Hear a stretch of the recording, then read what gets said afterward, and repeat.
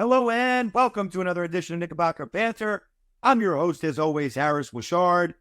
And oh my God, that is not an easy pill to swallow. And normally, when I go to bed after a terrible loss, I wake up the next day. All right, what do we got? What's next? This one, a little bit harder to digest. And I've been doing the Nick therapy text, been connecting with people on Instagram, right? Calling people. This is not grieving, guys. The New York Knicks lead this series 3-2. Obviously, what happened yesterday at Madison Square Garden is devastating. And I'm not going to convince you otherwise. However, you do have 2 cracks at this thing, and you're going back to Philadelphia. And I saw today something interesting where 76ers ownership is buying 2,000 tickets to give out to people. They don't want the Knicks to take over that building. But I digress. Listen, this was horrific. It was worst case scenario because you had gotten to what you would consider the finish line, the metaphorical finish line. 96-90. For the first time in 25 years, you had the opportunity to close this series on your home floor. To close any playoff series on your home floor. Deuce McBride, big shot to go up by 6 with 28 seconds left, and then all hell broke loose. Tyrese Maxey channels his inner Reggie Miller and goes for 7 points in 20 seconds, and the Knicks are forced to play an overtime period. How did that happen? How did it happen so fast? That's what I think everybody's wondering today as they try to understand why the Knicks aren't moving on to the second round right now and why they do have to play a Game 6. It's tough, right? It is. It's tough. You go from really tasting it, right? Everybody's starting to celebrate. The champagne is on ice. Because it's not like you got beaten by 15. They play another bad first quarter. They get back into the game again. We've seen this script before. But this time you felt all the momentum shift in the fourth quarter to the Knicks, making Embiid's job difficult. Shout out to Anunoby again, Mitchell Robinson, deflecting everything. But then Mitch ran into some trouble when he couldn't stay on his feet. And you've heard me talk about this a lot. This is something that I thought he's gotten so much better at throughout the course of his career because he was a foul-prone guy, gave him trouble, and Maxey comes off this screen.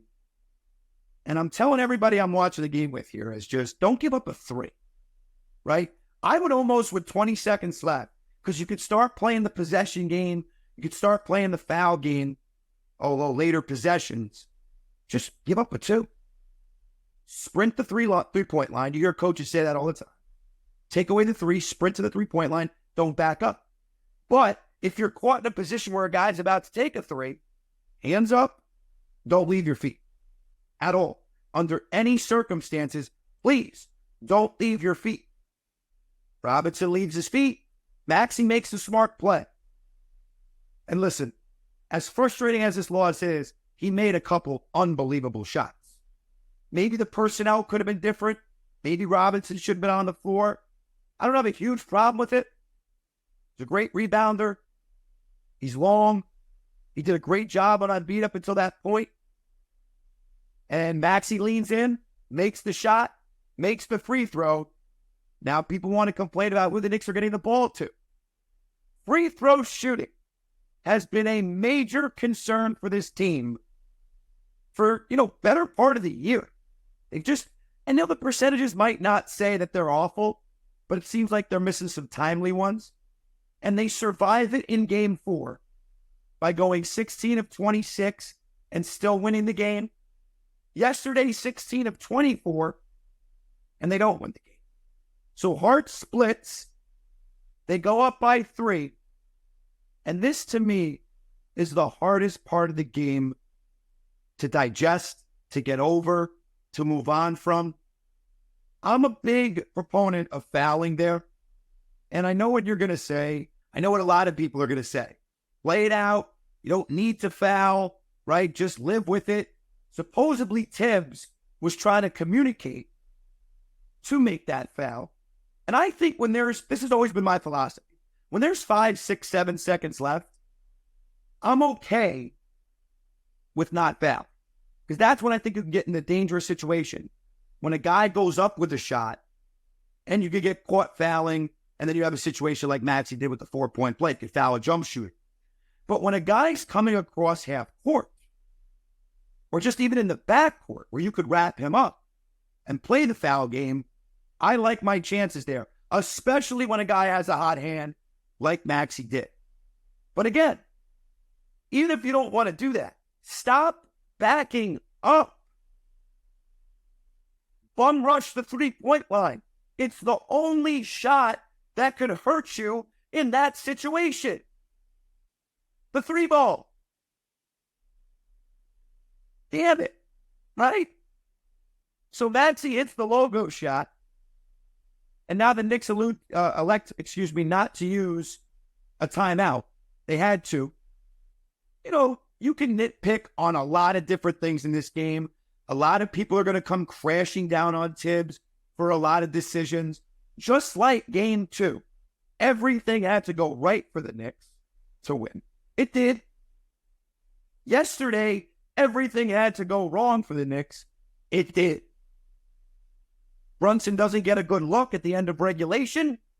And somehow, after getting ready to pop the champagne, we're going to the second round. We did it. Not so fast. Overtime. And the crazy thing about overtime is that the Knicks scored the first 5 points. Brunson makes a 3, 102-97. We hit the first 3 and they get a basket. And it's 102-97. But back comes Maxey. I think going forward in this series, they're just going to have to change a little bit with their rotations, jab at him a little bit more, make him uncomfortable, because the focus now has kind of shifted off Embiid. I think we kind of figure out what we need to do with Embiid. He could go out and still out 40, but his health is a major concern right now. It just is. Maxey's the guy that you're probably going to have to deal with down the stretch, especially because Embiid fumbling the ball, losing it. Knicks get out in transition. Got to jam some more screens with Maxey. Got to make him uncomfortable. He's quick. Right? Maybe we had Dance on the other day. He's telling me this might be the fastest player in the NBA. I think he's right. He'll get to his spots. So he causes more problems in overtime. And listen, as emotional as a game as this has been, highs, lows, this series, it feels like the finals. It feels like the conference finals. This is the first round. This is the best action in the NBA right now. And Brunson, now they're down 4. Flagrant on Embiid. Smacks Brunson in the face. What a surprise. Not a play on the ball. He splits the free throws again, missed free throws, but Brunson makes up for it with the big 3-ball. Tie game. Okay, now you're thinking, wait a minute. We were just down by 4 or 5 points. Now we can do it again. Knicks come down. Josh Hart gets backstreet. I can't kill Josh Hart, guys. He is playing his butt off. He really is. He's played awesome in this series. His other friend from Villanova needs to help him out. Because if you take away game 2, and that's a big takeaway, because DiVincenzo did make the game-winning shot in that series.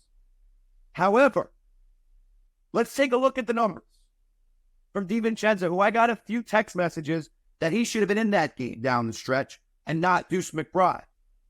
DiVincenzo is 16 of 48 from the field in this series at 33%. And by the way, was a turnstile for a better part of the night defensively. He needs to be better defensively. He knows that too. But he was 16 of 48 in the series so far. Deuce McBride, who I continue to call a revelation because I didn't expect this from him, is 24 of 48 and 50%. And listen, he didn't do a tremendous job on Maxey. No one really has. But you like him a little bit better defensive.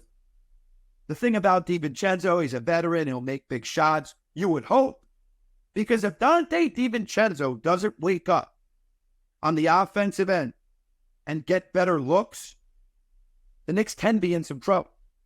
Because if you watched some of the role guys show up for Philadelphia yesterday, Tobias Harris, big game. Oubre continues to do his thing, 14 or 15 points a game. This can't just be on Jalen Brunson. Because everybody wants to talk about, oh, Brunson went one-on-one. The offense got stagnant. Philly doesn't respect anybody else right now. You got to make them pay. It can't just be in transition. There's got to be more half-court offense, and it can't just come from Deuce McBride. Listen, I didn't expect Josh Hart to keep making 4 threes a game. Anunoby had his moments. To me, I'm looking square at Dante DiVincenzo. Because if he starts to play with some of that confidence, that's when the Knicks offense will get back to the level that you got accustomed to see. But without the second shot creator and the spacing be a little bit of an issue in crunch time, and Brunson missing a couple of those shots, he carried you there. He's going to need assistance. That is the bottom line. And it got sloppy. It got sloppy, right? The turnover that sticks out to me is obviously Brunson trying to find Hartenstein after he left his feet. That's the big one. But there were more. Right? In the fourth quarter, when Hart was looking for Anunoby, threw it over his head. Calm down, guys. Act like we've been there before. Let's finish. But I've spoken on the resiliency of this group. I know they're only going with 7 guys. Maybe you get Precious in there, right? A lot of guys, people talked about that as well. Can Precious Achiuwa get an opportunity? But if you look at Philadelphia, they're playing 7 guys too. They got numbers, 49 minutes, 50 minutes, 52 minutes. That's their side too. They're doing that also. Paul Reed played 4 minutes. You're counting that as an 8th guy? Okay. I won't. So as much as you might want to see one more guy and maybe get Achiuwa an opportunity, we know Tiff could be a little stubborn with that. He might give Precious a run. It's possible. But again, you're in a great position to finish the series regardless. And he didn't do it. So now what? What's next? Turn the page, right? The same cliches that we've spoken about with this team. If you think they're going to go puppy dog, sulk in the corner, you just haven't paid any attention. That's not what they're about. If they're going down swinging. Blocks at the rim, deflections, diving out of bounds. It hasn't been that pretty. But when is playoff basketball truly pretty? Maxey made it look that way. Brunson can make it look that way. For the most part, though, dogfight. So I'm upset. Everybody's upset today. If you care about this team, you're upset today. However, Game 6, Philadelphia, let's go. Forget about it. It happened. Reggie Miller, the ghost of Reggie Miller hovering around Madison Square Garden. Knicks fans have been through it. But it's a footnote, just like that was in 1994, if you go on to win the series, which they will have not only 1 but 2 opportunities to do. My prediction, as I've said multiple times, was Knicks in 7. I'd hope to be dead wrong because yesterday almost killed me. I don't want to do this anymore. I want to move on. Win the damn thing. This is fun, though, right? It's fun. I'd rather go through this type of pain and this type of feat than having to talk about the draft lottery. That's perspective here, right? It hurts. That's an awful L. Could be worse. We are still leading the series with an opportunity to close once again. Guys, hold on for dear life. Get in your prayer circles. Keep the blood pressure down. Enjoy as much as you can. The New York Knicks look for the second time now to close out the best of 7 series in Philadelphia on Thursday night. Obviously, we'll be back with the recap and the post game on live Instagram. Appreciate all the support, as I say at the end of every show. Knickerbocker Banter. We will talk to you soon.